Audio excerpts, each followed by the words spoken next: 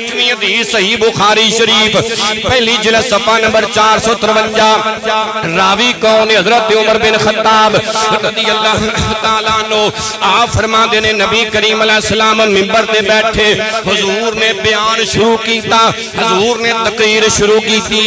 جدوں دی اللہ نے دنیا بنائی اتھوں تو نبی پاک گل شروع کی تھی نہیں ہولی میں نہیں وارے تو چاہے بول